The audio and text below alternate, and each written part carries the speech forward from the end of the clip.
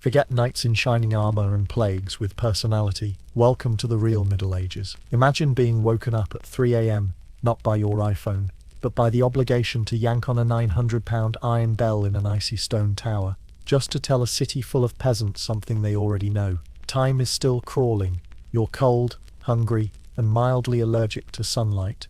And guess what? This was considered a respectable job. Today, we'll be slipping into the clanky boots of Prague's most underappreciated timekeeper, the bell ringer, and we're dragging you through a full medieval day of glorious tedium. If you're still awake, congrats, you've survived the Middle Ages for 60 seconds. Like, subscribe, or risk being assigned latrine duty in the next episode. York. Prague, jewel of the Bohemian crown. A city of art, architecture, and the kind of smells that make your eyes water from 3 city blocks away. In the 14th century, this medieval metropolis was less fairy tale village and more urban stress rash, with extra incense. The streets were narrow, the air was thick with soot and divine guilt, and you couldn't throw a turnip without hitting a monk, a market thief, or someone in the middle of a vague religious crisis. Cobblestones clattered under iron-shod hooves as carts creaked past, loaded with everything from barrels of salted fish to what was probably bread or clay. It was hard to tell, and nobody dared to complain. The castle, Prague Castle, loomed at the city's edge like an anxious landlord watching tenants through a spy hole. And down below, humanity brewed, nobles clutching relics, beggars selling mystery liquids, children chasing dogs, chasing rats, chasing, well, whatever ran slower that day. And in the middle of this chaotic broth of humanity, almost literally hovering above it, lived a man named Jakub. No title, no fanfare, no reason to remember him really. He was the bell ringer, one of the city's most invisible fixtures, wedged between ecclesiastical duty and the rat-infested woodwork of the local chapel. His job? Announce time by hitting a massive, ancient bell with the kind of enthusiasm reserved for Olympic hammer throwers or medieval executioners. Jakub lived alone. Of course he did. His quarters were located directly under the belfry of the Church of St. Nicholas, a cramped stone cubicle only slightly warmer than the surrounding air, and just large enough to host one sleep-deprived man, 2 pigeons, and an uncomfortable number of spiders who all seemed to have unionized. His ceiling was beams. His floor was dust. His view, well, if you leaned out just far enough to risk death, you could see the rooftops of Lesser Town through an iron grate that hadn't opened since the last bishop gave a sermon that ended in a small fire. Let that sink in, because Jakub certainly had to. Day after day, night after night. Rain, snow, or the occasional peasant uprising. To call his daily rhythm monastic would be generous. Jakub wasn't a monk. He couldn't afford the robes, the choir, or the constant theological debating. But he lived like one. Minimal interaction, lots of kneeling, mostly to scrub things, and an emotional bond with soup.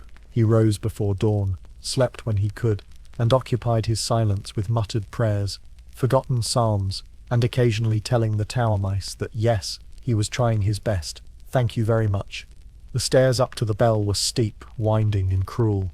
Much like medieval tax law, Jakub climbed them 5 times a day, dragging himself in a fraying rope harness that looked more like a torture device than a tool of holy punctuality. Each climb was a minor pilgrimage, each descent a victory against gravity and the medieval concept of joint care. But today was different. Not because anything unusual was happening. No, quite the opposite. Today was aggressively normal. And that's what made it so worthy of documenting.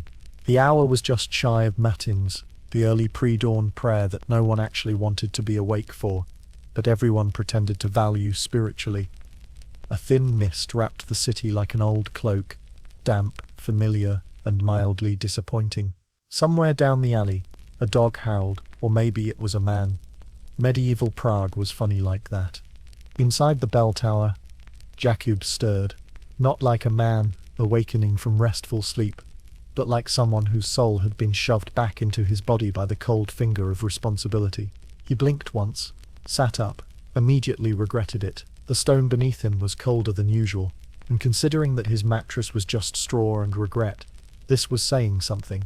He swung his legs over the cot, flexing muscles that had long since considered retirement, and stood with the enthusiasm of someone about to fetch water in February. The first thing he did always was check the sky through the little hole above his cot. Still dark, which meant he wasn't late.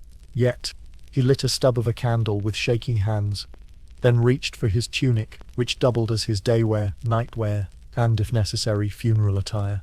Layers were added, a woolen overrobe, a belt with a rusted buckle, and boots that had survived more winters than he had warm meals. Jakub grabbed the rope, thick, rough, and reeking of mildew, and began the climb. 147 steps. Not that he counted every time. No, that would be insane. Except he absolutely did, every morning, because the alternative was thinking about the meaninglessness of time, and that was just too much before breakfast. As he ascended, the wind began to hum. The bell, known as Ludmila, named after a saint who was allegedly martyred by scarf, loomed at the top like a judgmental aunt. Jakub paused, rubbed his hands together, and then, with a deep breath, took the rope in both hands. He pulled. The bell moved slowly, then all at once. A low, guttural groan vibrated through the tower, then echoed out across the rooftops in a wave of metallic melancholy. The sound rippled through courtyards, seeped into bakeries, slid past shuttered windows. Some people stirred, most didn't, but the bell rang anyway. Because it had to. That was the thing about bells in the Middle Ages. They didn't just tell time, they told truth. And sometimes, they were the only thing keeping track of it at all. You couldn't trust the sun. Not with all that fog. You couldn't trust roosters. Half of them were drunk from scavenging, spilled beer. But you could trust Ludmila, and by extension, Jack. He finished the ringing, 3 steady tolls for matins, and slumped against the wall, panting. Another day begun. Another day survived. Far below, the city stirred. Somewhere, a priest lit a candle. Somewhere else, a baker cursed at his oven. But Jakub remained in the tower, perched between heaven and a very damp earth, watching shadows stretch across rooftops. And down in the city square, someone looked up.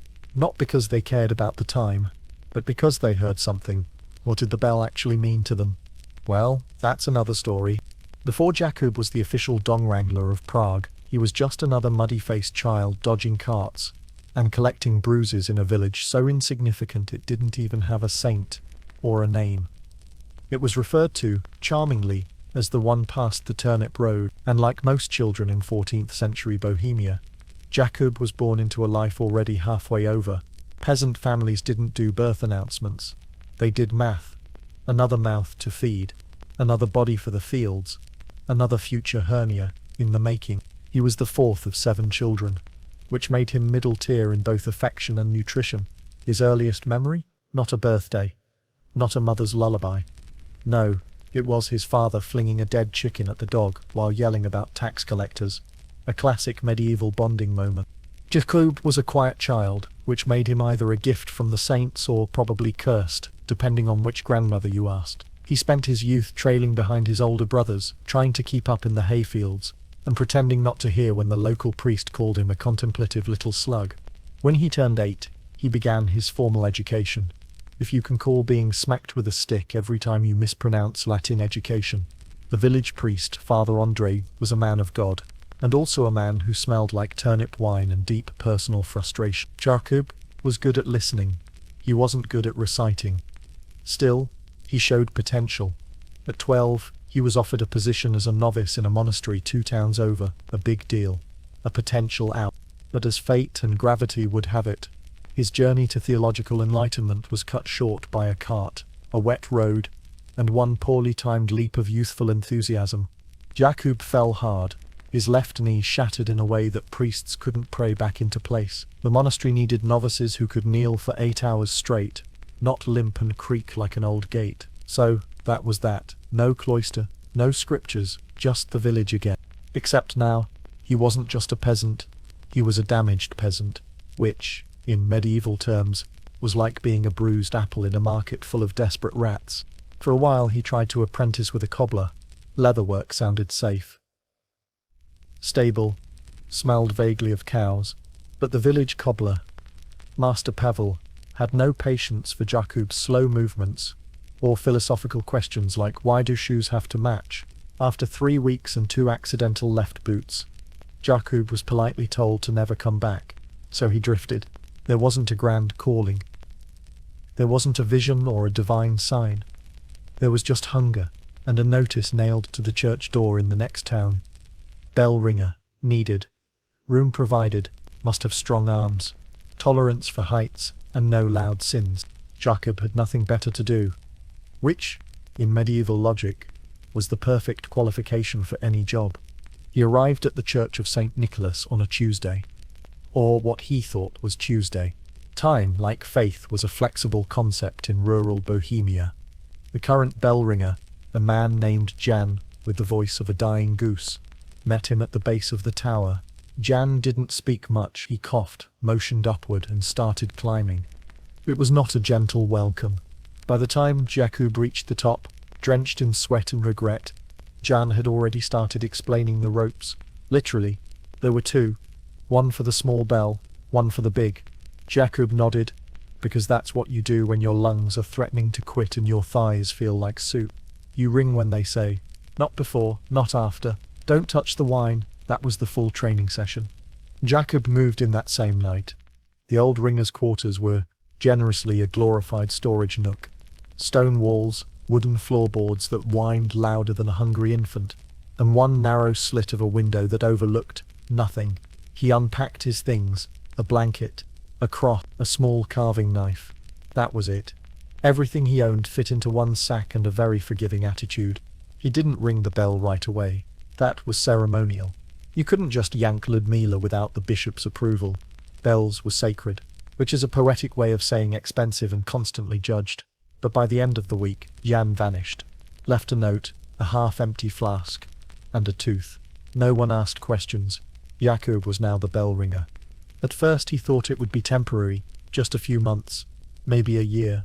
Save up some coins, move to a town with flatter terrain, and friendlier wine. But Prague has a way of pulling you in, not with beauty, but with inertia. One day became 1 week. 1 year blurred into the next. And suddenly, Jakub was part of the tower. Not just in spirit. Physically, his hands developed calluses shaped like the bell rope. His left knee clicked in sync with the stairs. He even started talking to the pigeons. The worst part, they started answering back. Now, don't mistake this for a tragic tale of wasted potential. Jakub was good at ringing. Surprisingly good. There was a rhythm to it, a kind of brutal poetry. The timing had to be perfect. The pull had to be firm but not frantic. Too soft. And the sound didn't carry. Too hard. And you risked snapping the rope, or worse, your back. Jakub became known, quietly of course, as the most reliable bell in the city. Not the loudest, not the prettiest, but always on time. Rain, hail, riots, feast days, funerals. He rang through them all, without complaint, without drama. Well, without much drama. There was the time the bishop's nephew tried to climb the tower and got stuck halfway, or the infamous pigeon siege of 46, when a flock decided the bell made a perfect nesting site and refused to leave for 3 weeks. Jakub fought them with a broom, a candle, and a lot of shrieking. Victory was debatable. Still, compared to most medieval jobs, bell ringing was oddly stable. You weren't digging graves, you weren't herding pigs, you weren't making eye contact with nobles. In fact, most days, no one made eye contact with Jakub at all. He was like a clock you never question. Just assume it'll tick until it doesn't. But was he lucky? That's the real question. Compared to the gravedigger next door, a man who reeked of lie and existential dread, Jakub had it easy. He didn't wade through rot. He didn't dodge plague carts. He didn't have to explain to crying widows why their husbands' bones were being reorganized to make room. Yet, there's something isolating about being essential and invisible. Jakub lived above the city. He watched it wake, toil, pray, sin, sleep, all through a narrow window or from the lip of a bell tower. He saw weddings, riots, coronations, and executions, but always from a distance, never a participant. Always the sound, never the story. And while people might glance up at the bell, maybe even murmur a half-hearted thanks when it saved them from missing mass, no one really thought about the man behind it. The hands on the rope, the knees on the stairs, the life lived in the shadow of resonance. Jakub didn't mind. Mostly. But on some nights, long icy ones where even the pigeons were quiet, He wondered what his life might have been like if he'd landed differently. If the cart hadn't slipped, if the monastery had said yes, if he'd become something else. Then the wind would shift, the rope would tug, and the bell would need ringing. And like always, Jakub would pull, because time waits for no one, not even the bell ringer. The bell tower is a lie. From a distance it looks majestic, proud, tall, the architectural equivalent of someone trying to convince you they have their life together. But get closer, and you realize it's basically a stone chimney with delusions of grandeur. Cold, hollow, full of echoes, guano, and a level of creaking that suggests the whole structure is held together by divine will and moderately sober masonry. Jakub's home was nestled just below the apex of this vertical nightmare. A tiny loft sandwiched between the chapel's rotting rafters and the bell itself. His quarters were not designed for comfort. They were barely designed for humans. A square of stone, roughly the size of a generous coffin, with a low ceiling, a crooked door, and exactly one window that doubled as both light source and emergency exit. Assuming you didn't mind leaping 4 stories to your death. Let's be clear, this wasn't poverty by choice. This was what the church called humble living, which translated directly to "we don't pay you enough to afford firewood." Jakub's furniture consisted of a wooden cot that squeaked in Morse code, a bucket with trust issues, a wobbly stool that was more metaphor than seating, and a single nail in the wall where he hung his cloak, his rope harness, and occasionally his will to live. He didn't have a fireplace. Too dangerous, apparently. Nothing like being surrounded by dry timber and holy relics to make you appreciate the fine line between spiritual warmth and accidental arson. So he survived winters the same way many medieval workers did, with layers of wool, sheer resentment, and the kind of body heat that only self-pity can generate. His bed, if you could call it that, was stuffed with straw so old it had probably gained consciousness. The blanket was a patchwork of worn-out altar cloths and sheep that had long since met the stew pot. He curled into it every night like a hermit crab, occasionally muttering prayers and hoping his knees wouldn't betray him in the middle of a 3 a.m. bell pull. But what truly defined Jakub's life wasn't the discomfort, it was the silence. The kind of silence that sits heavy in your chest, that makes your own breathing sound like a betrayal, when the bells weren't ringing, when the pigeons were asleep, and the city below was just a dim murmur of dreams and drunkards. Jakub sat in that quiet and tried not to think too much, because the moment you started thinking, the tower changed. It wasn't just stone and wood anymore. It became a living thing, breathing, watching, holding memories in every dusty crevice. You could almost hear the footsteps of the last bell ringer, or the one before him, maybe even the one who died during a lightning storm in 1293, whose charred initials still lingered, half-burnt, on the wall by the stairwell. Let's talk about those stairs. There were 47 of them. He knew he'd counted twice. They curled around the inside of the tower like a stone spiral staircase designed by someone with a vendetta against knees, narrow, uneven, and entirely devoid of railings, which added a delightful edge of existential dread to every trip. Going up was a workout, going down was a gamble. Every morning, Jakub ascended them with the grace of a man trying to maintain dignity while hauling 10 pounds of rope and a spleen full of pessimism. Every descent was accompanied by soft curses, groaning joints, and one particularly loose stone that had tried to kill him 6 separate times. And then there was the bell.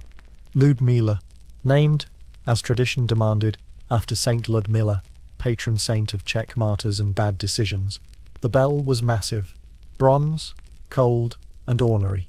It swung with a guttural moan that rattled windows and occasionally cracked pigeons out of the rafters. Jakub had a complicated relationship with Ludmila, half affection, half Stockholm syndrome. He respected her weight, her moodiness, her refusal to cooperate in the rain.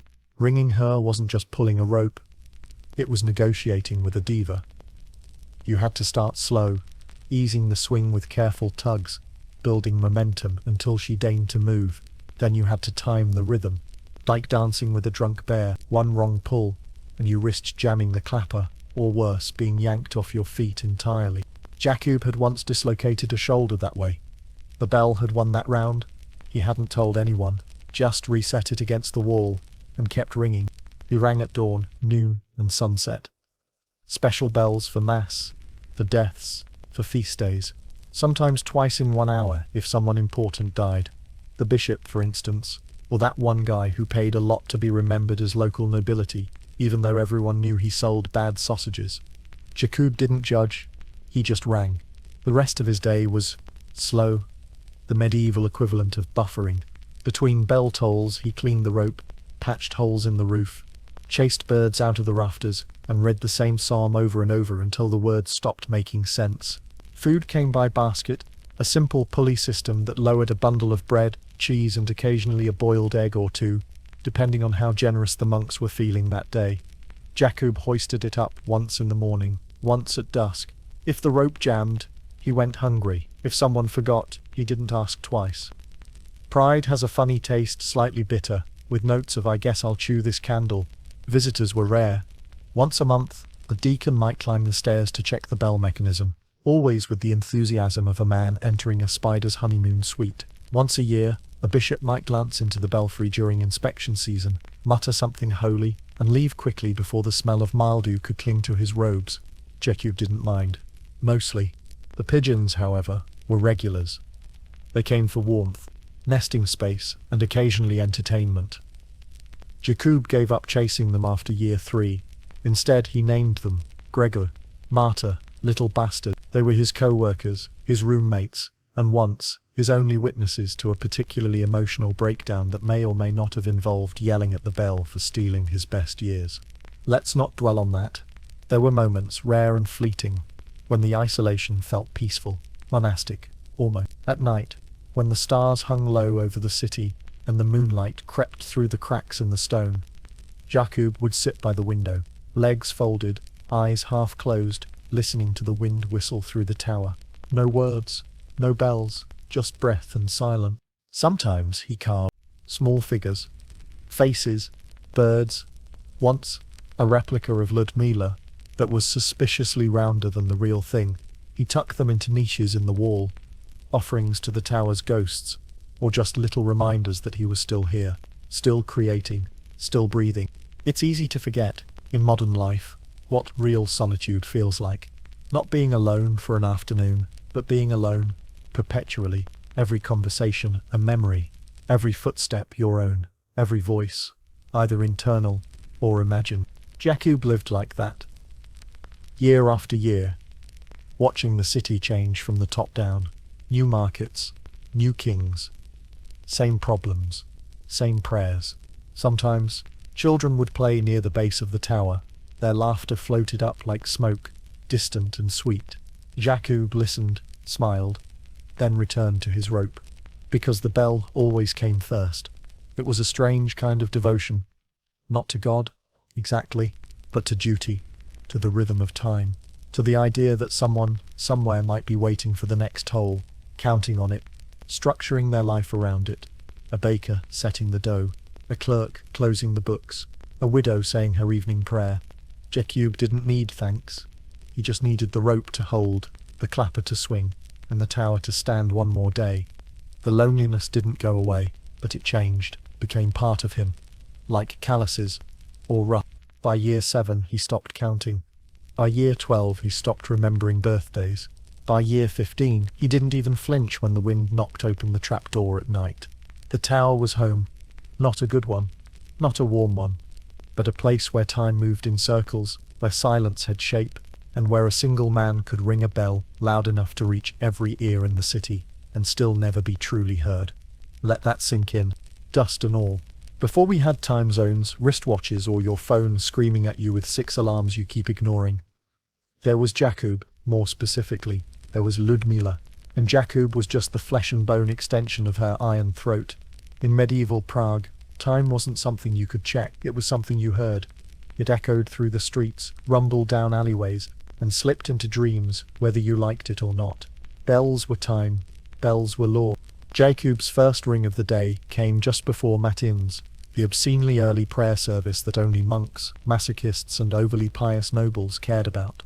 For everyone else it was background noise, the medieval equivalent of a snooze button, but someone had to do it, and that someone was usually already awake, staring at the ceiling, wondering if it was worth trying to fall back asleep for 6 minutes. The morning bell had to be exact, not approximately, not close enough.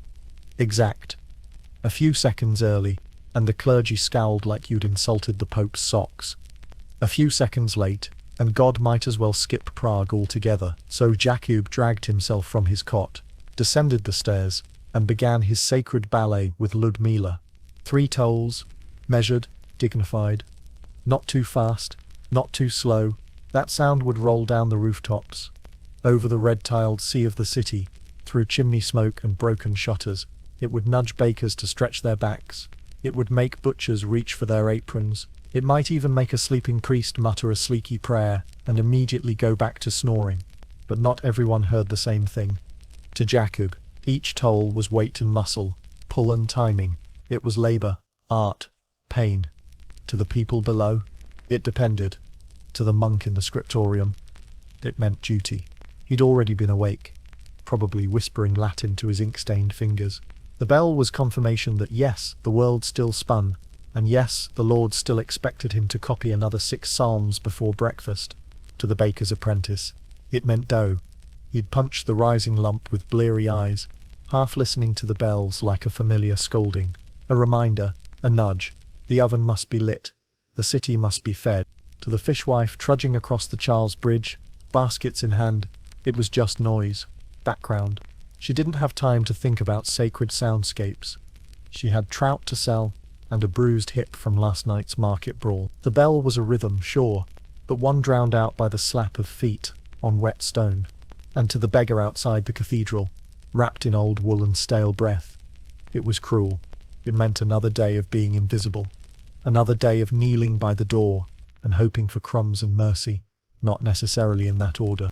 That's the thing about bells. They don't mean the same thing to everyone. They're universal, but personal, sacred, but mundane, heard by all, understood by few. And Jakub? He was both, and neither. The man making the noise, but rarely listening to it himself. His job wasn't to feel the bells. It was to become them. His ears barely registered the echo anymore. His hands knew the pattern better than his prayers. Still, every once in a while, when the city was just waking, and the mist clung to rooftops like breath on glass, he'd pause. He'd stand in the tower after the final toll, lean against the rough stone, and close his eyes, listening not for the bell, but for what came after. The pause, the space, that moment when the sound stopped, and the city inhaled. Let that settle. That quiet, that was Jakub's favourite part. Of course, silence didn't last long. Next came the prime bell, then terce, then sext. The hours of the church divided time like slices of stale bread, served with a side of obligation. Jakub had them memorized, not by theology, but by muscle memory. And then there were the bells for the masses, the real ones, the everybody's awake and doing something mildly regrettable bells. The work bell was Jakub's least favourite. Not because it was difficult, it was actually a short ring, brisk and shallow, meant to signal that the official workday had begun and your excuses had expired. No, he hated it, because it meant the city was awake now, loud, alive, demanding. It also meant the rats had scurried back into their holes. The night watch was heading home with sore feet and gossip, and the pigeons, those spiteful, feathered miscreants, were fully operational. Some days, the work bell seemed to ring just to spite him, especially in the summer, when heat rose through the tower, like a bread oven powered by divine punishment. His palms would slip on the rope, his tunic would stick, the bell would grow, and Jakub would mutter new words that the saints would definitely not approve of.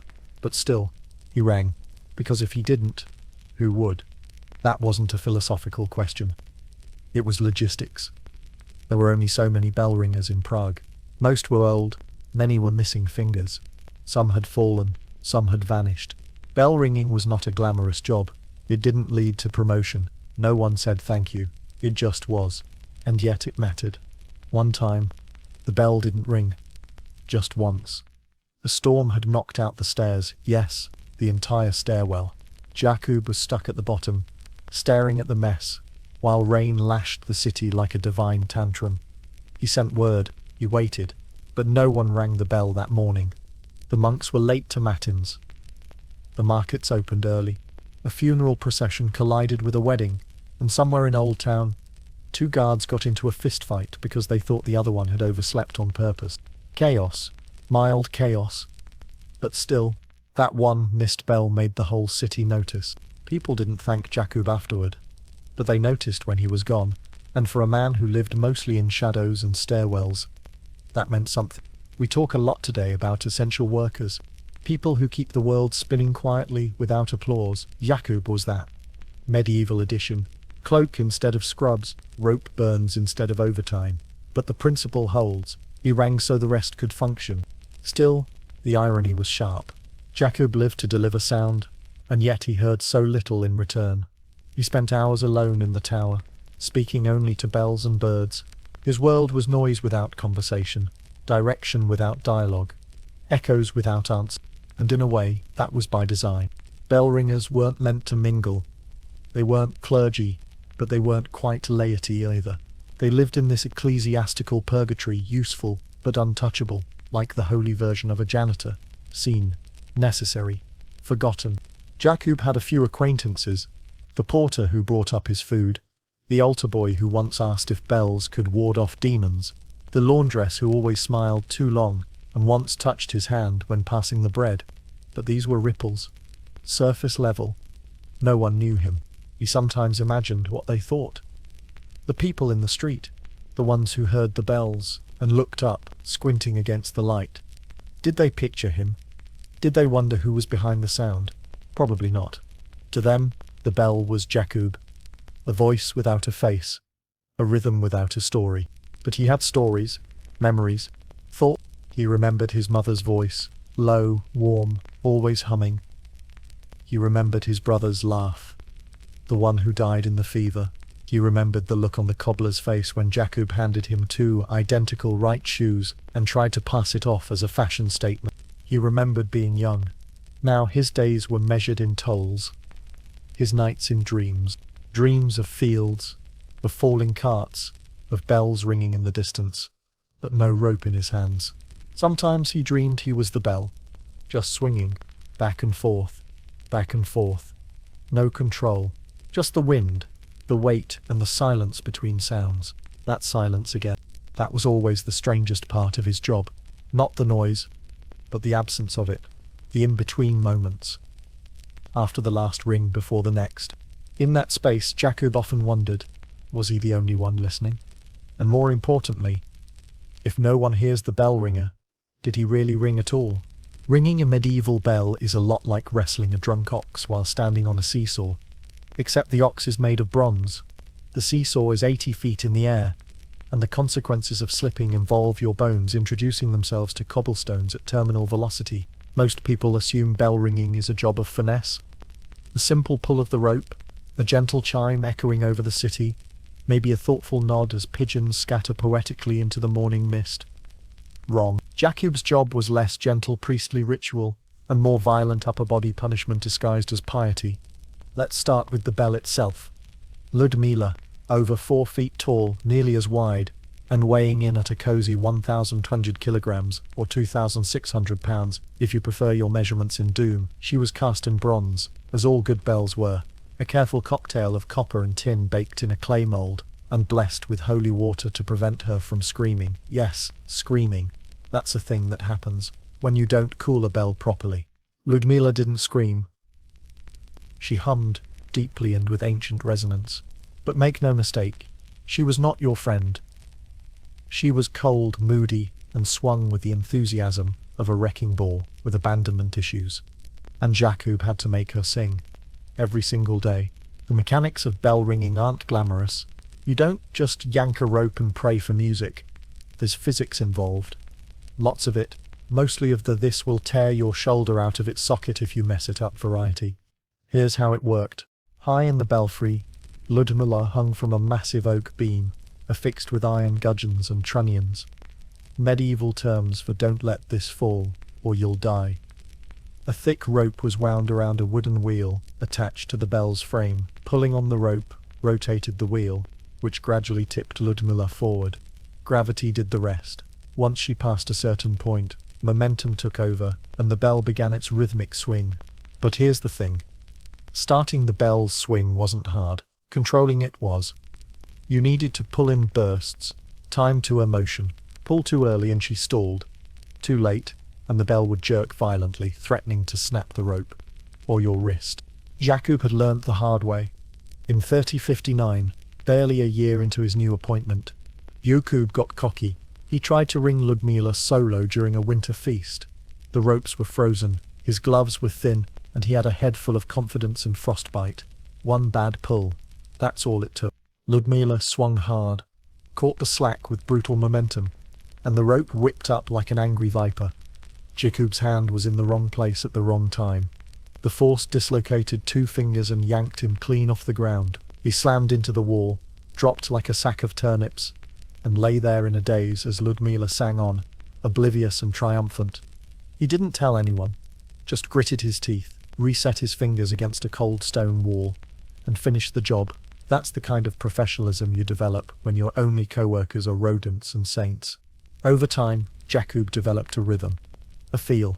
His hands became raw, calloused tools, his shoulders broad and perpetually sore. His knees developed a grinding sound on stairs. His back, well, he didn't talk about his back, not unless someone wanted to hear a noise like a wet branch snapping. The work never got easier, but he got better at suffering. Now, let's talk hazards. Beyond the obvious giant swinging metal problem, there were also the less cinematic but equally insidious dangers. Bell towers weren't built with OSHA compliance in mind. The platforms were rickety, the support beams were chewed by time and insects, and the occasional rat nest in the pulley system meant you might find a crispy rodent mid-swing if you were particularly lucky that day. Rope burns were a daily occurrence. Rope snapping, a weekly fear.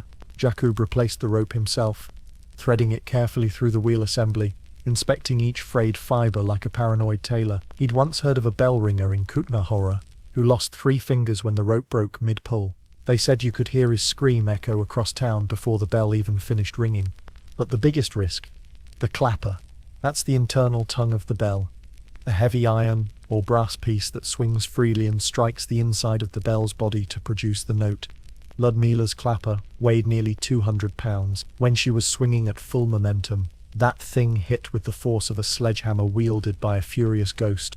Once, during a minor earthquake, or maybe it was just strong wind, nobody really knew, Ludmila rocked unexpectedly while Jakub was inspecting the platform. The clapper swung once, hard, striking the side wall with a bone-jarring clang. Jakub was 5 feet away. His ears rang for a week. He couldn't hear his own thoughts, which, depending on the day, wasn't entirely a downside. Oh, and sometimes bells exploded. Yes, exploded. Bronze is a fickle metal. Cast it wrong, cool it too quickly, or mix in too much impurity, and it can develop internal stress fractures. Add fire, add cold, add a dramatic toll during a feast day. Boom. Shards of metal flying like divine shrapnel. Ludmila had never exploded, but her older sister, Clara, long since melted down and recast as a baptismal font, had famously shattered in 1326 during the Feast of the Assumption. It took out half the rafters and a nun's eyebrow. Jakub still found little curls of bronze embedded in the wood near the northern arch. So, yeah, bell ringing was dangerous, but it was also strangely beautiful. When Ludmila hit her stride, that perfect arc of swing, the clapper kissing bronze in just the right spot, the sound was holy, not metaphorically, actually holy. It filled the air like incense. It made your chest vibrate. It rolled over the rooftops and into the cathedral, shaking candle flames and waking guilt in the hearts of sinners. Jakub never got tired of that moment. It made the pain worth it, almost, because beyond the mechanics, the timing, the rope burns, and busted knees, Jakub knew the bell wasn't just announcing time. It was a message to the people, to the saints, maybe even to God. And bells, you see, were supposed to keep evil away. They didn't just tell you it was noon. They warded off demons, drove back storms, sanctified the air. In folklore, the sound of a church bell could cleanse a village of plague, frighten witches, or prevent crops from failing. Superstitious? Of course, but when you lived in a world where every ache could be fatal and the weather had a personal vendetta, you took your comfort where you could get it. There were records. Jakub had seen them, of villagers demanding extra tolls during outbreaks. Ring louder, they'd say. It'll drive the fever out. As if the clapper were a medical instrument. As if bronze could argue with death. It couldn't, but the belief was strong enough to matter. Jakub felt that weight every time he pulled the rope. Not just the literal tonnage of the bell, but the symbolic burden. He wasn't just a timekeeper. He was a guardian, a voice, a presence. Even if nobody said thank you, even if his joints screamed, even if he hadn't had a decent bath since the feast of Corpus Christi, still he rang. The most challenging days were double tolls. When a funeral collided with a feast day, you had to change the rhythm. Slow, solemn peals for the dead, then joyous, rapid tolls for celebration.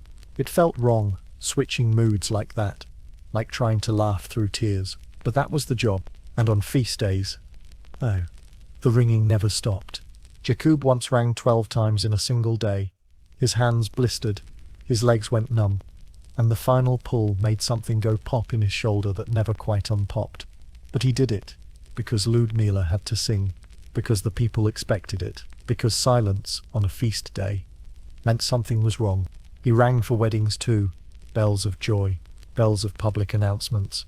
The one time a noble proposed during the bell toll and threw a coin up to the tower in thanks. The coin hit Jakub in the eye. He kept it anyway, called it romantic trauma. And then there were the warning bells, the serious ones. Fire, flood, invasion. Those tolls were different. Urgent, rapid, terrifying, no rhythm, just noise. Jakub had rung one of those. Once, but that's another chapter. Back to the physics. He trained himself to recognize Ludmila's moods. The way the rope responded to weather, the squeak in the axle, when it was about to slip, the tiny vibration that meant the clapper was off by a fraction.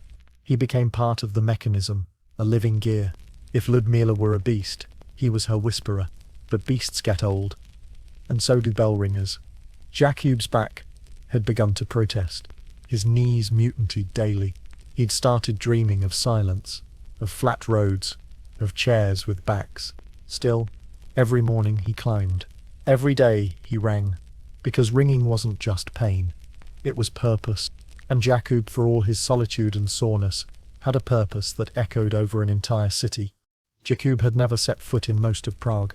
That might sound strange, considering he technically lived there, high above it, wrapped in stone and pigeon stink, but his world ended at the base of the tower. Everything beyond that was just sound and smoke, glimpsed from a narrow window or heard faintly between tolls.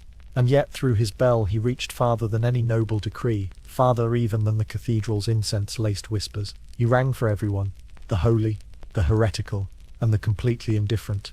But who was actually listening?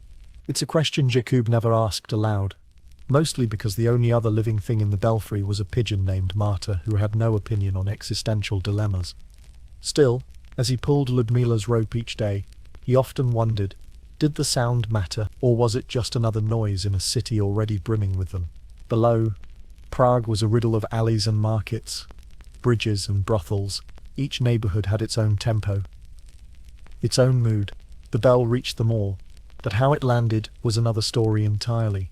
Let's begin with the Charles Bridge, the city's proud artery, a stretch of stone connecting Old Town to Lesser Town, where nobles strutted and beggars limped with equal determination. At dawn, when Jakub's first toll echoed across the river, fishwives were already there, setting up stalls and swatting away gulls. The bell was their cue, not a sacred signal, but a clock, a fishy footsore alarm that told them they had exactly 30 minutes to gut, scale and smile before the first customer arrived, demanding a blessed discount. Did they listen? In a way, yes, not with reverence, but with muscle memory. The bell meant commerce. Fish moved, money clinked. Arguments began. Further in, down the crooked lanes of the butcher's quarter, the morning bell stirred sharper things. Cleavers swung, knives honed, blood sluiced into the cobblestones. Jakub's bell had no idea that half its audience greeted its song by slicing open livestock. Or maybe it did. Ludmila did have a certain metallic scream when the wind hit her just right. Near St. Vitus Cathedral, the toll was holier. Monks paused their prayers, adjusting their candles. Priests used it to time their yawns. One abbot, a particularly grumpy man named Brother Otmar, swore he could hear when Jakub was distracted, claimed the bell had a lazy inflection. Some mornings. Jakub never confirmed or denied this, but on the days when Otmar's sermon ran long and condescending, the noon bell rang with just a little extra spite. Children listened too. Not always on purpose. In schoolhouses, if you could call one bench and a bored friar a schoolhouse. The bell signalled recess, or worse, a return from it. One boy, Mete, reportedly asked if the bell could be bribed to toll late. Jacob, upon hearing this rumour, considered it the highest compliment he'd ever received. But not everyone heard the bell the same way. There was a candlemaker's apprentice in Old Town, a thin girl with clever hands and a tendency to mishear things. She once mistook the curfew bell for the wedding bell, and showed up to her own nuptials a day early. The priest was confused, the groom was drunk, the marriage, surprisingly, worked out. Jacob heard about that one from the food basket deacon, who recounted it with laughter and a warning. Even the bells make mistakes, eh? Jacob didn't correct him, because Jacob hadn't made a mistake. That day, Ludmila rang perfectly on time. It was the wind, or maybe fate. Either way, someone got married, or at least legally entangled. There was also the man with the cart. You know the type: calloused hands, perpetual scowl, beard that may have had birds nesting in it. He sold onions, supposedly, but he also sold rumours. And the bell, to him, was a spy. You ring when they say, he once muttered to no one in particular. But whose time is it really? He wasn't wrong. Exactly.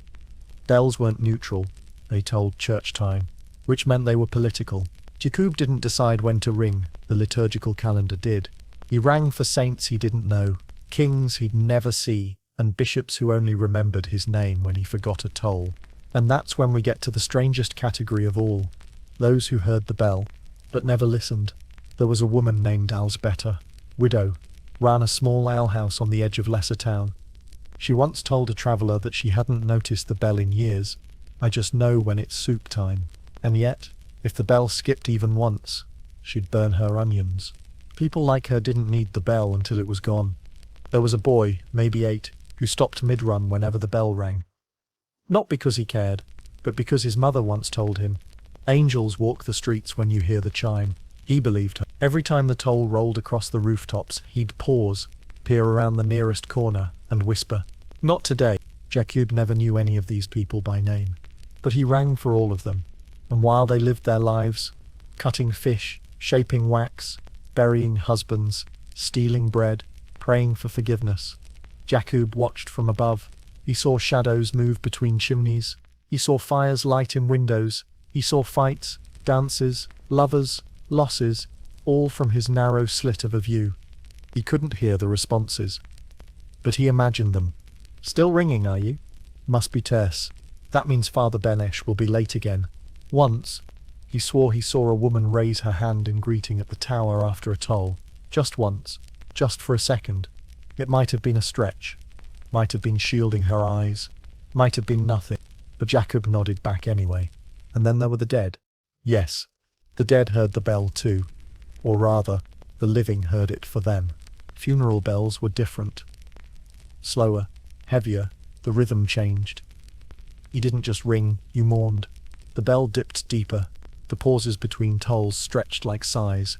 3 slow chimes for a child, 5 for a woman, 7 for a man, 9 for clergy, 12 for nobility, assuming they paid for it, of course. Jacob rang for hundreds of souls. Maybe more. He never kept count. Some days, it felt like that was all he rang for. And each time as Ludmila echoed her sorrow through the city, people stopped, just briefly. Heads bowed, hands folded. Conversations paused. And in those moments, everyone listened. Not to Jacob, not even to Ludmila, to absence. That's what bells were best at announcing, really. Absence. Time that had passed. Lives that had ended. Moments that wouldn't return. And so, every toll became a kind of echo. An echo of bread baking, of boots stomping, of prayers whispered, of babies crying, of people being alive, even if they weren't paying attention. Even if Jacob never heard a single thank you. Even if most of the city would forget his name. Still, the bell rang. And so the city moved. If the city below was loud, smelly, and chaotic, the tower above was quiet, stale, and haunted. Not in the chains and moaning kind of way. No, the tower didn't need ghosts. It was a ghost, a repository of secrets, rumors, and time-worn confessions, mumbled into cold stone and promptly forgotten by the world below. But not by Jakub, never by Jakub. See, if there's one advantage to living alone at the top of an echo chamber, it's that you hear everything. And when no one thinks you're listening, that's when people start saying the most interesting things. Jakub had long suspected the tower had ears. Not metaphorically actual acoustical quirks. Whispers from the nave below would drift up the stairwell. Arguments in the side chapel reverberated through a narrow column in the wall. On quiet days he could hear feet shuffle across pews. Muffled prayers float upward like incense. But the tower didn't just carry sound, it carried history. Let's start with the graffiti. One afternoon, a rare one, when the sun actually spilled through his crooked window, Jakub was cleaning near the base of the belfry when he noticed a rough carving on the back of a ceiling beam. Nothing fancy, just a few letters, the kind etched slowly, probably with a dull knife or bored fingernail. Simple, almost innocent. But it opened a door in Jakub's mind. How many bell ringers had come before him, and how many had tried, in their own small ways, to leave something behind. He began to look, really look. On the inside of a step, he found a cross carved upside down. Not heresy, just someone in a hurry, or someone being clever. Further up, a series of notches counted something: days, toll patterns, prison sentences. Nobody knew. Jakub guessed weddings survived without vomiting. Then came the love letter. Stuffed behind a splintering plank near the pulley gear was a scrap of parchment, brittle, stained, and nearly illegible. He teased it out carefully, heart pounding like he'd just uncovered a sacred relic. In spidery Latin, it read, "Forgive me, for I rang late. I waited until your veil had fallen, until your eyes had turned. I hope the saints do not mind. No signature, no name." But Jakub stared at it for a long time, wondering, had another bell ringer delayed a toll, just for a chance to see someone again, or to say goodbye? And would anyone, a century from now, find Jakub's own name and ask the same? He tucked the letter back, carefully, lovingly, like returning a confession to a hidden altar. The secrets didn't end there. Once, while patching the northern wall, after a pigeon-related incident he refused to discuss, Jakub discovered a small wooden trapdoor beneath the bell wheel. It wasn't locked, just swollen shut with age. He pried it open with his carving knife, and found a cavity filled with dust, feathers, and nestled in the corner bones. Bird bones? Probably, unless falcons had started wearing rings. Yes, there it was. A small iron band looped around what had once been a talon. Jakub turned it over in his fingers. No inscription, just smooth metal, worn by time and motion. A messenger falcon, a pet, a sacrifice. Who kept a falcon in a bell tower? For days afterward, Jakub swore he heard scratching behind the walls. And then there was the wine. Technically, alcohol wasn't allowed in the tower. The church frowned on indulgence in sacred spaces, unless it involved expensive chalices and a direct line to heaven. But late one night, when thunder cracked over the rooftops and the rain made even the pigeons shut up, Jakub saw a flicker of torchlight on the stairwell. He didn't move, just watched. Quiet as candle smoke, two figures climbed, robes soaked, breath steaming. One he recognized, Archbishop Vaclav, a man who spoke more Latin than Czech, and smelled like imported beeswax. The other, a stranger, slim, cloaked, laughing too much for the weather. They didn't see him.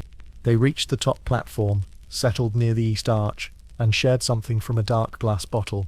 Jakub heard the cork pop, the liquid pour, the whispered giggle, then a song, soft, slurred, sacred words twisted into something warmer. They left before sunrise. No trace, no explanation. But the next morning a communion cup was missing from the sacristy. Coincidence?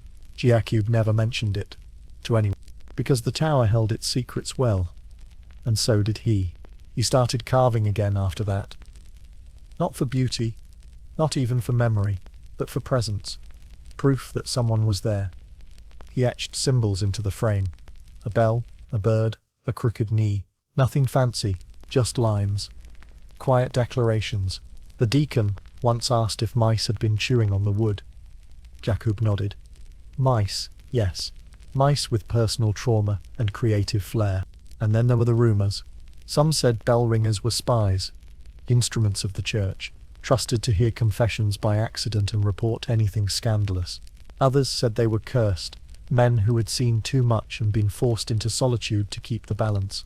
One monk, a red-nosed relic of a man, swore the last ringer had summoned a demon through the resonance of a poorly tuned bell. Jakub simply nodded and offered him soup. The tower cat? Ah yes, it was real. In 1338, a tabby named Tomasz lived in the bell tower, belonged to a prior who believed cats could detect earthquakes. Tomasz was a fierce hunter, beloved by the clergy and feared by the mice, and then, one day, he disappeared. Left behind. A single paw print in soot and one of Jakub's predecessor's shoes, torn and slightly chewed. Some say he fell. Some say he walked out during Mass and never looked back. One particularly dramatic theory suggested Tomasz turned into a raven and cursed the bell with melancholy. Jakub believed none of it. But he did find a pile of bones in the crawl space shaped suspiciously like a cat. Of course he told no one, because here's the truth. Bell towers were like ships lost in time, detached from the city, from logic. They gathered dust, stories, myths, and held them, because someone had to. The bells rang, the people moved. But the tower remembered. And Jakub listened. Sometimes, when the wind shifted and the light curled just right through the rafters, he heard voices. Not words, not whispers, just vibrations. A presence, a shared solitude, the kind that wrapped itself around your ribs and said you are not alone in being alone. He never questioned it. Just sat, let the stories settle, felt their weight. The bell tower was old, but it was never empty. And as long as someone was there to ring, to watch, to carve, to wonder, its secrets stayed alive. You might think feast days in medieval Prague were like fairy tales, joyous, colourful celebrations where the streets filled with singing peasants and the air smelled of roasted meat and cinnamon. And yes, technically that's true. If your fairy tales also included public vomiting, trampled chickens and drunken theology debates that ended with someone falling into a canal. Feast days were loud, they were chaotic, and for Jakub, the man who rang the bells that started and ended them, they were exhausting. To the average Pragian, a feast day meant a break from toil, a few stolen moments of merriment, and a rare chance to see a bishop accidentally trip over a goose. To Jakub it meant extra tolls, and not just one or two. We're talking pre-dawn processional bells, midday miracle reenactment bells, post-sunset the saints are full and want to nap bells, and a finale toll that was less hallelujah, and more please go home. Let's walk through one. Take the feast of Saint Wenceslas, the crown jewel of Bohemian devotion, patron saint of the land, murdered by his own brother, canonized, and now permanently associated with fall weather and liver pies. Jakub began the day at 3:30 a.m. No, not a typo. 3:30. The first bell was to announce the preparatory mass, the one only the clergy and the hopelessly devout ever attended. The city below was still dark, the cobblestones slick with dew and spilled cider from the night before. Jakub climbed the stairs, feeling each step in his knees like an old debt. He rang Ludmila softly, a respectful tone, not too joyful. This was the "we're still pretending to be" solemn bell. At 6 a.m. he rang again, louder, brighter. This one kicked off the processional, dozens of robed priests, flagellants, barefoot nobles, and children dressed as cherubs parading through the city in a haze of incense and goat breath. Jakub watched from above as the line wound through the square like a pious centipede. He rang again at 9 a.m., noon, 3, 5, and then, again, at sunset. Each toll was different. The rhythm had to match the moment. A mistake, ringing a funeral cadence during the miracle play, could trigger panic, gossip, or worse, a stern talking to from Brother Otmar, whose breath always smelled like salted radish and righteous fury. And what did Jakub get for this effort? More soup, maybe a slightly warmer chunk of bread. No one invited him to the feasting tables. No one sent him wine. No one offered a seat near the fires where jongleurs juggled turnips and drunk noblewomen tried to remember the names of their children. Jakub watched from the belfry. Below, Prague danced. Barrels were rolled into the square. Candles lit in spirals. Jugglers flung flaming sticks while priests argued about which saint had the better beard. People sang. People stumbled. One man tried to joust a hay bale using a shovel and got a standing ovation. The bell rang through all of it. Jakub rang for saints he'd never prayed to, for relics paraded past, screaming infants, for popes long dead and forgotten. He rang because the city needed him to, because nothing began. No procession, no vigil, no pudding wrestling contest, without the sound of Ludmila echoing over the rooftops. But he wasn't part of the celebration. He was the signal, the cue, the start of joy, never its recipient. It wasn't all bitter, though. There were moments, like the time a child, too small to know better, climbed the tower steps during the feast of St. Agnes. Jakub found him halfway up, carrying a tiny apple and a broken flute. For the bell, the boy said, then ran away. Jakub didn't chase him. He just stood there, holding the apple, wondering if anyone had ever brought him a gift before. Or the year a group of nuns sang a hymn so hauntingly beautiful during the sunset procession that Jakub forgot to ring. Just for a moment, he closed his eyes and let the melody drift up to the rafters. He rang after it ended, slower, softer, as if bowing, but mostly, it was a grind. Feast days meant extra tolls, extra noise, and the extra pleasure of watching the city forget itself for a few hours before descending back into debts, diseases, and disappointment. Let's not forget the disasters. During the feast of St. Florian, patron saint of chimney sweeps and things that catch fire, someone released a pig into the square. It wasn't part of the festivities, it was just a pig. Panicked by the drums, it charged through the crowd, knocked over a sacred icon, and sent 3 vendors into the river. The bell rang through it all, oblivious and dutiful. Jakub watched the chaos unfold from his perch. He laughed, out loud, then rang again. But not all feast days were joyful. Some carried tension. There was the time in 1344, a drought year, when the bishop ordered extra tolls for rain. Jakub rang 7 times in one day. Each toll was longer, louder, more desperate. The city gathered. Prayers were chanted, hands raised. Rain came 3 days later. People credited the bells. Jakub said nothing, just rubbed his raw palms and whispered thanks to the sky. And then, there was the cow. No one knows exactly how it happened. Some say it wandered up the steps of the town hall during the Feast of Corpus Christi. Others claim it was part of a failed miracle demonstration by a travelling preacher with more ambition than balance. Regardless, at 2:17 p.m., a cow tumbled into the Moldau River. The bell rang 2 minutes later. Some say it was a warning. Others say Jakub was laughing so hard he tugged the rope by accident. Feast days blurred together. Colours, songs, smells, all wrapped in smoke and sweat. Jakub rang through them like a metronome, steady, reliable, unseen. When the wine flowed too freely and the curfew bell was ignored, he rang again, louder, angrier. Go home, the bell said. You've sinned enough for one day. Sometimes they listened. Sometimes they didn't. And yet, for all the toil, Jakub liked feast days. Not because of the bells, not because of the saints, but because on those rare days, the city below looked up, not always at him, but at the tower, at Ludmila, at the sound, and in that gaze, however brief, was recognition. They knew he was there. They just didn't know his name. The first time a bell saved a city, it wasn't rung for mass, or prayer, or even time. It was rung for war. In the biting winter of 1310, Prague was under siege. Snow crusted the rooftops, freezing the smell of wet straw and fear into the air. King John of Luxembourg, who history would remember as the blind one, but who at the time had 2 functioning eyes and a rather large army, had decided that diplomacy was for cowards. He wanted Bohemia, and he wanted it now. Inside the city walls, the people of Prague were less interested in royal legitimacy and more concerned with food. There wasn't much of it. Turnips were already suspicious. Rats were starting to look like poultry. Morale was slipping faster than the temperature. And then there was the real problem. No one knew when the enemy would strike. Back then, there was no invasion alert system. No flaming arrows, no warning sirens.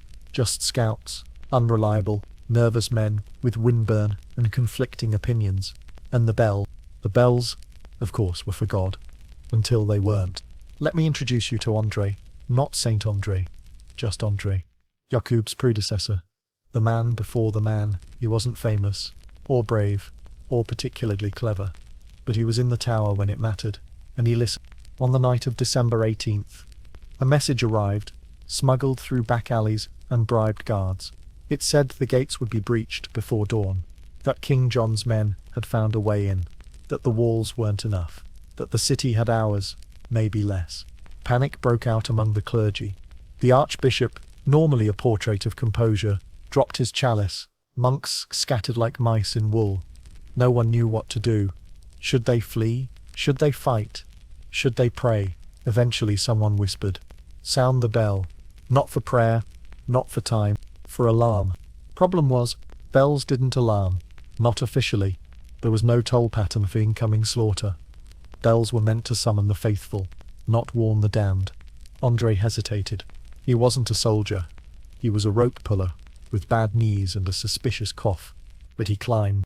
Jakub would later find that climb carved into the wood. 1310. Cold.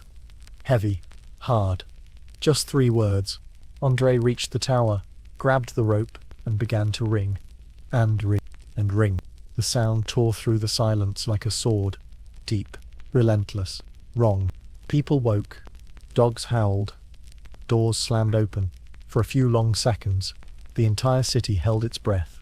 Then someone screamed. The bells. Something's happened. And just like that, the sound became a message. The guards mobilized. The outer gates were fortified. Women rushed children into the chapels. Bakers threw down their dough and picked up pitchforks. A city, half-starved and frozen, remembered how to survive. King John's men arrived later than expected. That was their first mistake. The second? Not realizing the bell had already prepared the city. The skirmish was short, brutal, bloody. The gates held, barely. The snow turned red. At dawn, the enemy pulled back, licking wounds, and re-evaluating their theology. The bell stopped ringing sometime before sunrise. Andre didn't come down. They found him slumped beside the beam, rope still wrapped around his arm. Dead, but not from violence. Exhaustion, probably. Or the cold. Or maybe, just maybe, the weight of doing something for the first and last time. Jakub never met him, but he knew that story like scripture. The city never officially acknowledged Andre's sacrifice. No statues, no songs, just a slightly newer rope and a passing comment in a bishop's diary. Bell useful, ringer perished. Years later, Jakub would find a small iron charm hidden in a rafter beam, a clapper fragment, just a shard of bronze, shaped like a tongue. He kept it, tied it to his belt, never said why. But he knew, because that siege and that bell changed everything. From that day on, bells weren't just tools of the church. They became part of the city's nervous system, a way to feel danger, to hear panic before it arrived. Jakub was trained on alarm patterns, 2 short tolls, then 3 long ones. Repeated. That meant fire, rapid, erratic ringing, invasion. 1 long, slow toll, death of royalty, silence where sound should be. Something worked. He never had to use them. Not really. There were a few false alarms. A goat once set off a panic after escaping into the cathedral and knocking over a censer. A lightning strike made Ludmila hum in her sleep, triggering several nuns to faint mid-sermon. But no real siege. Still, Jakub rehearsed, alone, quietly, pulling the rope in his mind, timing the rhythm with his breath, knowing that if the day ever came, he'd have seconds to decide. Because bells don't just mark time, they shape it. During the siege, people didn't just hear the bell. They felt it. They obeyed it. Not out of reverence, out of survival. And that legacy echoed through every toll Jakub made thereafter. Each swing of Ludmila's clapper carried weight, not just physical, but historical. She had saved a city once. She could do it again, if needed. He wasn't ringing bronze. He was ringing memory. And in that memory was a message. Someone is watching. Someone is listening. Someone is willing to shout when it matters, even if it cost them everything. There is a moment just after the noon bell, when the city exhales. Not a sigh of relief, more like indigestion. Streets that were frantic with morning labor, slow to a crawl. Shopkeepers slump behind counters. Apprentices sneak away from forges and looms. The stink of fish fades slightly as the smell of overboiled lentils takes over. And up in the tower, Jakub prepares to enjoy his one true daily ritual. Lunch. A strong word.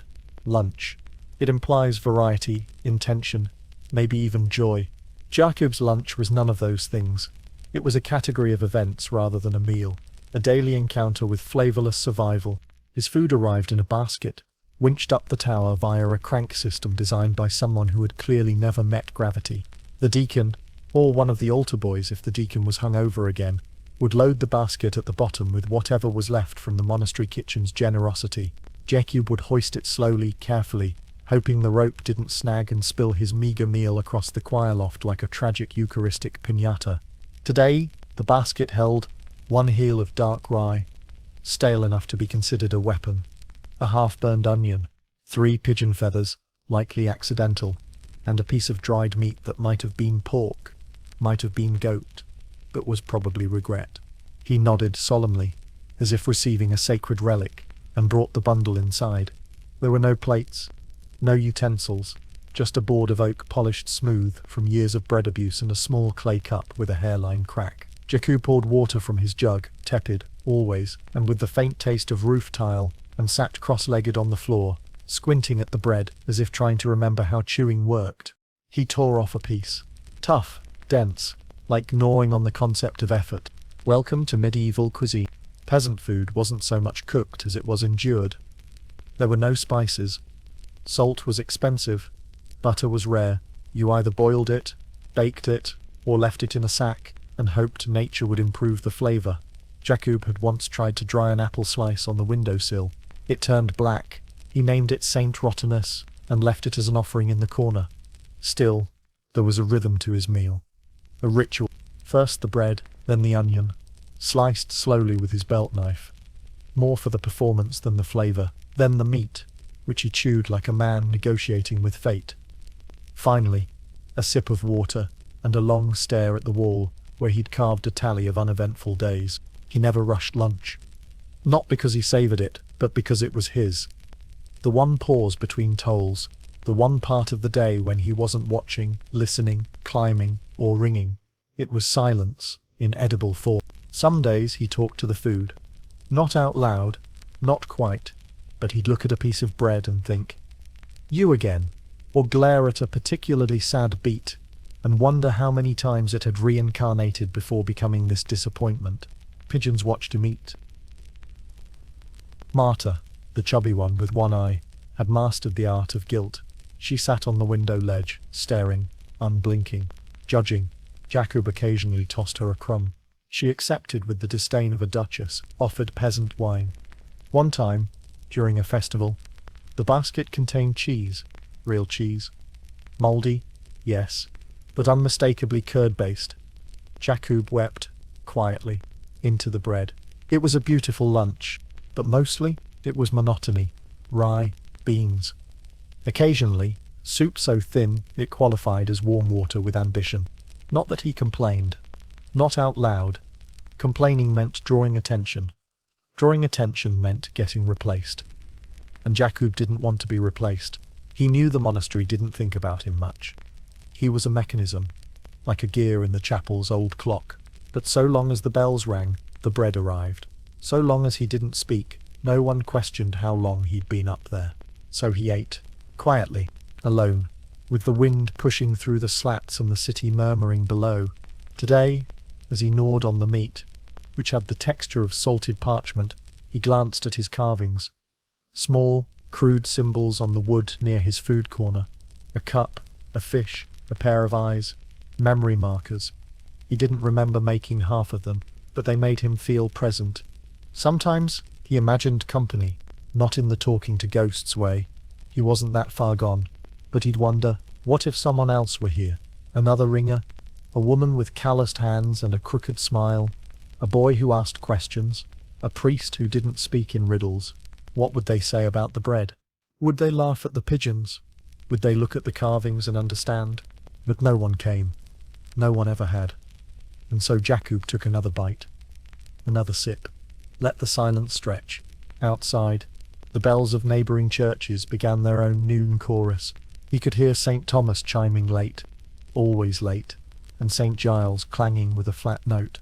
The choir of Prague, unsynchronized and proud. Jakub didn't join them today. His toll was done. He had a moment. He closed his eyes. Let the warmth of the stale bread settle in his chest. Sometimes that was enough. Sometimes he reached into the food basket again, just in case. Sometimes they left something extra.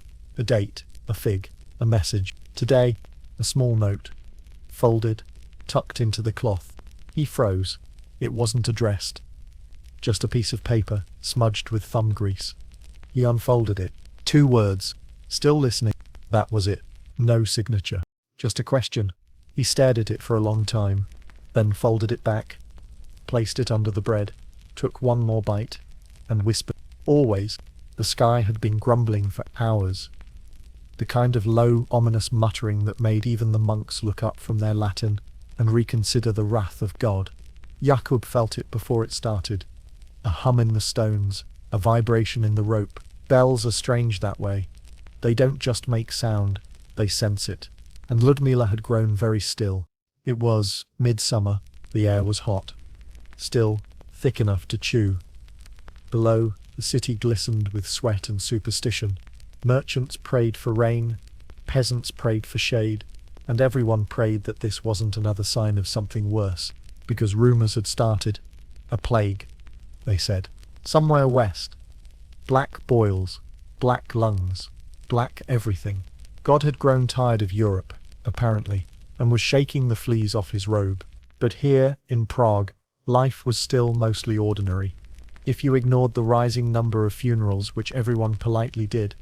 Jakub hadn't thought much of it, until the storm. The tower had always felt safe to him. Isolated, yes. Drafty, definitely. But stable, strong, anchored to something deeper than politics or plague. But that afternoon, the sky broke. It began with silence. Not peace, silence, the kind that holds its breath. Birds vanished. The air thickened. Even the pigeons flattened against the rafters like parchment dolls. Then came the light. A blinding fork of it, a needle of divine fury stabbing down from the heavens, striking the city with a sound so loud it felt like absence. For a moment, Jakub thought he'd gone deaf, or dead. He was neither, just on the floor, soot in his mouth, blood in his ears. The bell had taken the hit. Not the tower, not the weather vane, Ludmila herself. It was rare, unheard of really. Bells didn't get struck. They were protected, anchored. Metal doesn't draw lightning like churches do. But on that day, perhaps because of the heat, or sin, or sheer bad luck, the lightning found her. The blast wasn't fire, it was force. Jakub remembered a white flash, a taste of iron, and then waking with one leg pinned under a beam, and the smell of ozone stitched into his skin. Everything was loud. Too loud. The world rang like a badly tuned bell. He crawled toward Ludmila, coughing, whispering her name as if she could answer. She was still hanging, miraculously, but her face, her smooth, ancient bronze face, was cracked, a hairline fracture down her side, splitting the inscription like a wound in scripture. A fissure so thin it could have been a trick of shadow, but it was real, and bells don't recover from that kind of damage. The bishop came the next day. Jakub expected praise. Recognition, maybe he got paperwork. Inspection, the bishop said, not meeting his eye. We'll have to evaluate. Jakub wanted to shout, to cry, to say, she took the lightning for you, and you want to evaluate? But he didn't. He just stood there, bandaged and bruised, as priests circled the bell like vultures around a dying saint. They said it could be recast, melted down, reforged. Jakub said nothing. Recasting Ludmila was like rebuilding a friend from their bones and saying it was the same person. It wasn't. And worse, they replaced her. Within weeks, a new bell arrived. Shinier, louder, with sharper edges, and a name no one liked. Anna, Saint Anna, the patron of grandmothers and subtle disappointment. Jakub rang her. Of course he did. The city needed bells, needed order. But every toll felt hollow, like betrayal. The old Ludmila was hauled away. Jakub wasn't told where. He didn't ask. But he kept the fragment, a chip of her edge, scorched, blackened, and cool to the touch. He'd found it in the dust near his cot, wrapped it in cloth, placed it inside a tiny niche in the wall, next to a carving of Saint Florian and the handle of his first bell rope. That winter, the plague arrived, quietly at first, then loudly. Jakub rang through it. He rang for the sick. He rang for the dead. He rang funeral tolls until the rhythm blurred and the meanings collapsed. The new bell never cracked, not once, but she never sounded right. Jakub sometimes dreamed of Ludmila, whole again, singing, not with words, but with warmth. In the dream, she hovered in the sky, turning like the moon, her tone peeling across mountains and fields. And when he woke, he always checked the wall. The fragment never moved, but it reminded him that even metal can break. Even sound can fail. Even sacred things, things you trust, things you lean on, can split right down the center, and no one will notice until they're already replaced. He stopped talking to the new bell after a while. She didn't answer, and he didn't forgive, but he kept ringing, because the city needed bells, and someone had to ring them. At exactly midnight, the city slept, or pretended to. Prague under moonlight was a strange animal, still and dreaming, yet never quite at peace. Fires dimmed, prayers faded, dogs stopped barking, the Moldo moved like breath under ice, and in the belfry, Jakub rose. This toll was different, not because the bell changed, but because everything else did. The midnight bell wasn't for people, not really. It was for time itself, a mark, a boundary, a whispered agreement between day and night. Few listened, fewer heard, but Jakub never missed it. He pulled the rope in silence. No birds, no footsteps, no market clamour, just him, the rope, the wind, and after the last toll faded, the quiet. This was when the ghosts came, not in chains, not in cloaks, not even in form, just presence. He never saw them. Of course not. Jakub was sane, mostly. But after enough years in a stone tower above the world, the mind starts to echo, just like the walls. You hear things, your own breath sounds unfamiliar, your thoughts develop shadows, memory folds over on itself like pages in damp parchment. He felt them though, the old bell ringers, the monks who built the place, the voices that never left. It started with dreams. He'd dream of footsteps on the stairwell, soft, shuffling, deliberate. They never arrived, never reached the top, just climbed, forever. In the dream, he waited, expecting, dreading, hoping. Then came the whispers, not words, just fragments, wind pretending to speak. He'd pause in the stairwell, hold his breath, and swear he heard someone say noon when it was still dark. Once, he woke to the sound of the bell tolling, but he hadn't pulled the rope. He lay there, heart thudding, staring at the ceiling, listening. Silence. He checked the bell the next morning. Everything was in place. Maybe it had been a dream, or maybe Ludmila, the real Ludmila, had returned, briefly, just to remind the city she once saved it. He never mentioned the ghosts to the deacon, or the monks, or the occasional maintenance boy who climbed the stairs and refused to return. Let them wonder. He wasn't scared of the tower. He belonged to it. In some ways, more than the city did. Down below, people had lives, names, futures. Jakub had rope, stairs, dust, and the sound of his own thoughts. And sometimes, that was enough. Other times, it was too much. At midnight, the mind unfurled. He thought about the people he had known. His brother, lost to illness when they were boys. The apprentice cobbler with the ink-stained hands who used to give him bread when no one else would. A girl with laughter like sunlight who disappeared the winter before he took the bell. He didn't remember her name, just her scarf, yellow, frayed, trailing in the wind like a promise. He carved her name into the wall anyway. He guessed. Anna, Clara, Ilishka. He wrote them all. The ghosts didn't mind. They were generous that way. Some nights he sat by the window after tolling, legs folded, hands in lap, watching the rooftops shiver under moonlight. The city looked smaller at night, fragile, like it could fall asleep forever and no one would notice until the bells stopped. He wondered what would happen if he didn't ring. Would they wait? Would the stars shift? Would time hesitate? He never found out. He always rang, because time, even at midnight, deserved a witness. The tower was full of stories. He knew that now. And not just the ones etched into beams or scrawled on hidden notes. Stories lived in the dust, in the grooves on the floor, in the soft sigh of the bell when it swung just right. The ghosts weren't trying to scare him. They were trying to remember. And maybe, so was he. Still listening, still ringing, still here? Yes, for now, always. It began with bread. Not a grand gesture. Not roses or poetry or some star-crossed midnight encounter. Just bread. Round, cracked on top. Still warm, left quietly at the base of the tower one spring morning. Wrapped in a cloth that smelled like lavender and lye soap. It wasn't marked. There was no note. Just that softness, steaming faintly in the dew. Jakub stared at it like it might explode. Because, let's be clear, no one gave things to Jakub. He was the background hum of the city. Not someone you left baked goods for. His meals came by pulley. His conversations were 90% pidgin. And his last personal gift had been a second-hand sock left behind by a monk who later denied owning feet at all. But here it was. Bread. Unburnt. Intentionally placed. So he took it. And the next morning, it was there again. Different shape this time. Flatter, like a fritter. Slightly singed. Still no note. It continued like this for a week. Every morning, a new piece of something left at the tower's base. Sometimes fruit, sometimes a folded scrap of cloth.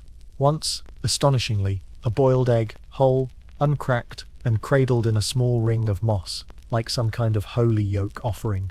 Finally, on the 8th day, Jakub descended the stairs before dawn, gripping the bell rope like it might offer answers, and waited. She arrived just after sunrise. A washerwoman. Youngish. Not pretty in the romantic ballad sort of way, but sturdy. Real. Arms like well-wrung linens. She carried a basket and moved like someone who could fight off a dog with a ladle and win.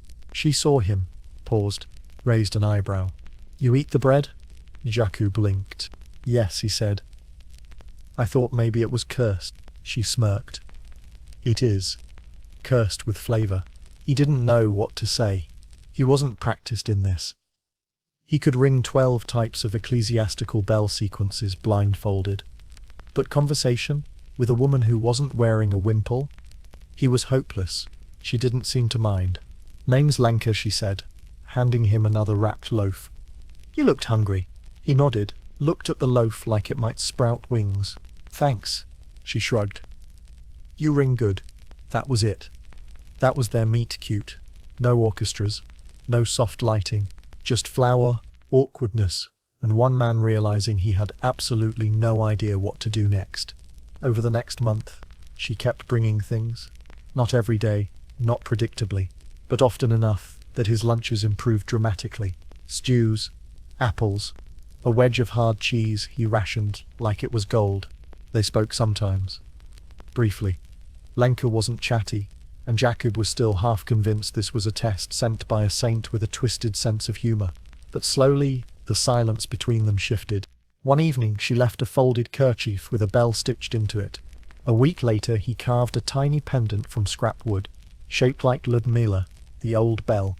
He left it on the stone ledge she usually passed. The next day, it was gone. Nothing was said, but she smiled at him differently after that. They never kissed. This isn't that kind of story. There was no secret rendezvous in the belfry, no candlelit confessions, just glances, gifts, moments. Jakub sometimes caught himself imagining more. Her in the tower, laughing at the pigeons, her sitting beside him during lunch, critiquing the bread, her voice layered with the sound of the bell. Strange harmony, unexpected peace. He never told her, didn't know how, didn't dare, because Jakub was a bell ringer. He belonged to stairs and silence. And Lenka? She belonged to soap, water, and the sunlit streets where people lived with others, not above them. Then, one morning, the bread stopped coming. No explanation. No note. He waited 3 days before asking around. She went east, the miller said. Brother's sick. Family farm needed help. Might be a while. Might be forever. Jakub nodded. Said nothing. Rang the noon bell with perfect rhythm and a hollow ache in his chest that echoed louder than any toll. He never saw her again, but the kerchief stayed on his wall, and the pendant, that tiny rough wooden bell, sat on the shelf, where he kept the rope oil, and the rag he used to polish the clapper. He didn't tell the pigeons, or the deacon, or the priest, but every time he rang the bell at sunset he looked toward the east, just once before pulling the rope, just in case she was listening. Jacob was 47 when he began to feel it in his hands. Not pain, not yet, but slowness, a hesitation where there used to be instinct. Fingers that forgot how to close around the rope without reminding themselves. Shoulders that cracked like frost-covered wood every time he pulled. Knees that made negotiations with gravity on every stair. Which, to be fair, was expected. Bell ringers didn't age gracefully. There was no retirement plan, no pension, no farewell feast with a commemorative chalice. You rang the bell until you physically couldn't, and then someone else took your place. Like replacing a shoes-worn sole. No fuss, just function. Jacob didn't fear death. He feared replacement. He noticed the new boy one morning, hauling baskets from the monastery kitchen with shoulders that didn't droop, and feet that moved too fast. He was young, maybe 15, and smiled too often. That was suspicious. Nobody smiled that much around holy men, unless they had ambitions. The deacon said nothing, just nodded at Jacob like everything was normal. But Jacob had seen this before. When a cow slowed down, you didn't mourn it, you measured it for parts. His meals came colder now, less bread, fewer scrap. He began to track it. The decay. Morning tolls took 6 pulls instead of 5. Rope burns lasted longer. Once after a rain, he slipped on the stairwell and bruised his hip so badly he couldn't sleep on his right side for a week. And still, he rang. Because that's what you do when you're the bell ringer. You ring. One morning, he sat on the edge of his cot, staring at his hands. They didn't look like hands anymore. They looked like bark, knotted, cracked, dark from years of iron dust and cold rope. He tried to remember the last time someone had touched them. He couldn't. Death, when it finally spoke, didn't shout. It coughed.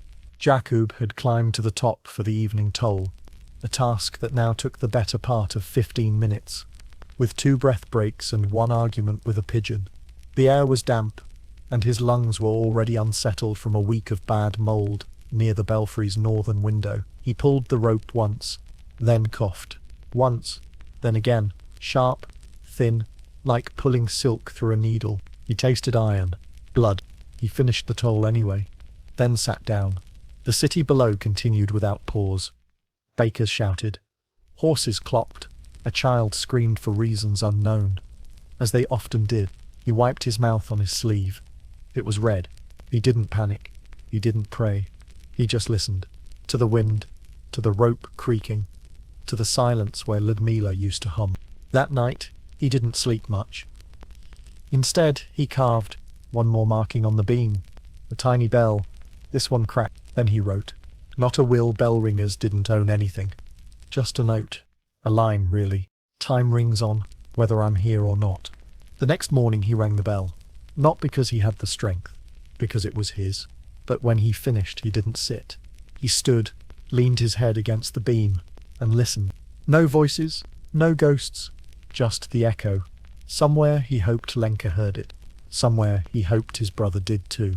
And maybe even Andre, the one who'd rung through the siege. Jacob wasn't scared. He was tired. When the deacon sent the boy to fetch the food basket and found it untouched, he climbed, huffed, swore, opened the tower door, and stopped. Jacob wasn't on the floor. He wasn't in the cot. He was seated by the window, upright, hands folded, looking out at the city he had marked with his tolls for 31 years. Eyes closed, face soft, gone. The deacon didn't cry, didn't pray. He just crossed himself and sent for the boy. And 2 days later, a new name was added to the monastery's duty chart. Bell ringer, pet. Jacob's room was cleared in under an hour. But in the beam above the cot, someone, maybe the boy, left one line unwashed. Jacob was here, and time noticed. It began like any other morning, which is to say, painfully. Jacob woke before the sun, as he always did. Joints whispering curses and lungs wheezing like a pipe organ on its last prayer. The cold clung to his bones. The damp had crept in overnight, settling in the corners of the tower, and in the spaces between each breath. He didn't light a candle. He didn't need to. He could walk the belfry blind, and today He almost did. There was something different in the air. Not the sky, not the stone, but him. A stillness. A knowing. Like a pause before a page turns. He sat for a moment longer than usual, tied his boots slowly, drank a final sip of the night's stale water, then stood. Every movement felt ceremonial. Not grand, not dramatic, just exact. Like each motion had waited years for this day to matter. He didn't write anything.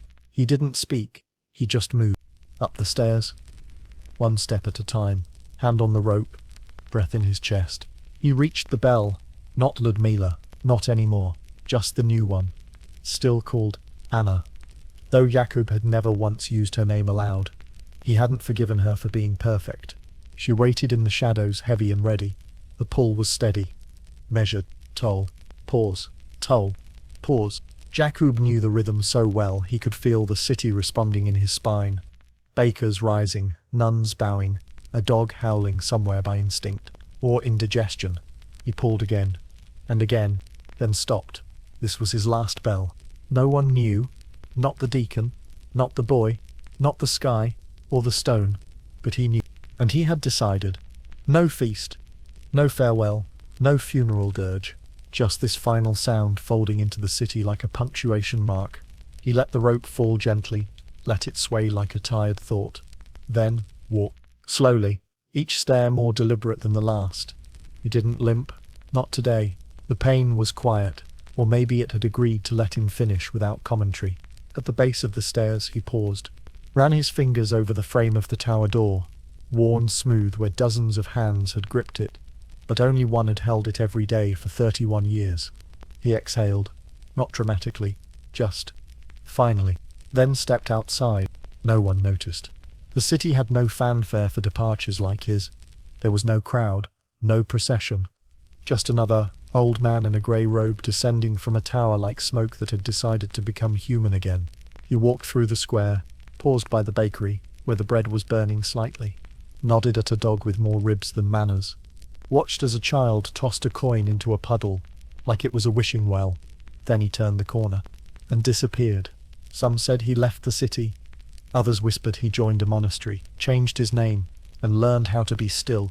One boy, the new bell ringer, claimed he saw Jakub's carving on the upper beam shift slightly the night after his disappearance. Said it rang once. Alone. Of course no one believed him. But the bell did sound different that week. A little softer, a little slower, as if it was remembering something. Or someone. The tower still stands. It's cleaner now. Polished, restored, UNESCO placarded. The dust is curated, the pigeon droppings aggressively discouraged by netting, and the bell itself, automated, precision-timed. Stainless steel parts with no need for Jakub's rope, no place for blistered hands or cracked fingernails. Tourists walk the same 47 steps Jakub once climbed every day. They do it breathless, grumbling, clutching iced coffee and phone cameras. They reach the top and sigh at the view, post pictures, tag it, views Prague, old town, history vibes. Few of them look up. Even fewer look down. There's a small plaque near the bell. Brass, square, trying very hard to matter. It's bell ringers' quarters, 14th century. Presumed used by church timekeepers. Exact names lost. Lost. Not forgotten. Just misfiled in time, like a drawer that won't open. The plaque doesn't mention Jakub. Why would it? He never made history. He never wrote it. He rang it. But his room is still there. Now it's a tiny exhibit. A roped-off section with a replica cot. A wooden bucket, replaced thankfully, and a display case with a carved bell pendant. Found during renovations. No one knows what it means. A tour guide speculates that it was a love token from a pilgrim, or maybe a child's toy. She smiles, shrugs, gestures for selfies. No one mentions Lenka. She's not in the script. There's also a fragment of a cracked bronze bell on the far wall, recovered from a local foundry's refuse pile in the 19th century. Experts believe it may have once belonged to a medieval bell destroyed by lightning. Unverified, but still here. And every day at noon, the modern bell tolls. Clean, echo-less. On time.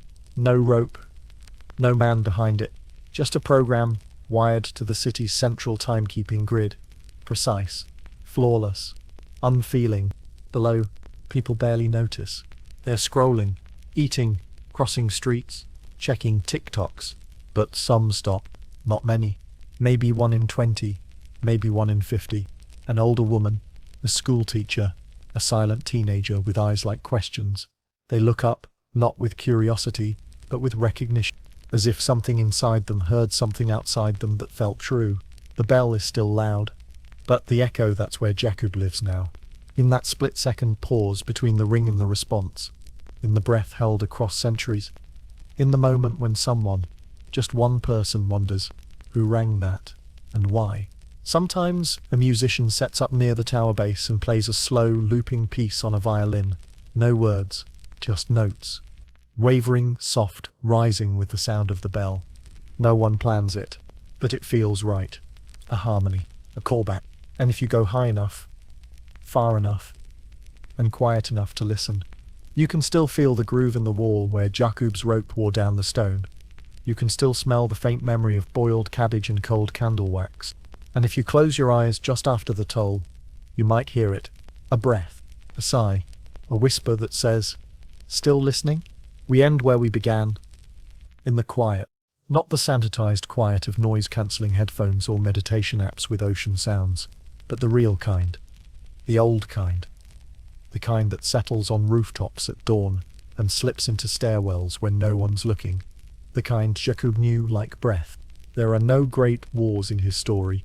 No discoveries, no manifestos, no crimes, scandals, or revolutions. He didn't shape kings. He didn't shatter empires. He rang a bell. That's it. Boring, right? Until you realize he did it every day. In wind, in snow, in grief, in joy. He rang when the world was ending. And he rang when it began again. He rang for weddings he wasn't invited to, and funerals of people he'd never meet.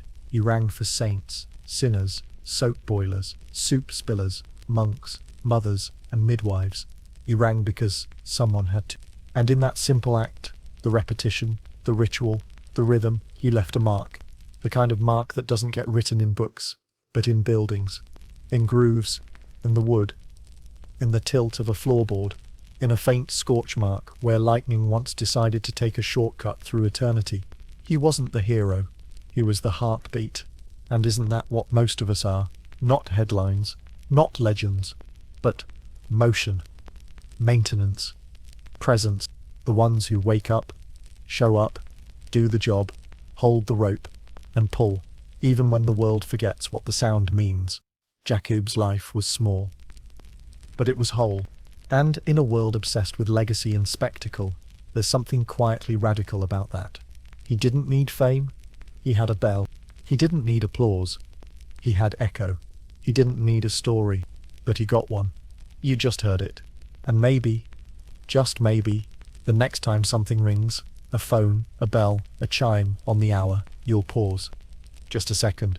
Just long enough to remember the man in the tower, the one who rang because it mattered, even when no one was listening. If this story echoed for you, even a little, then you're one of us now. Subscribe for more quiet chaos, forgotten lives, and history that hums in the background. Next time, we're scrubbing armor with a squire who really didn't sign up for this. You won't want to miss it.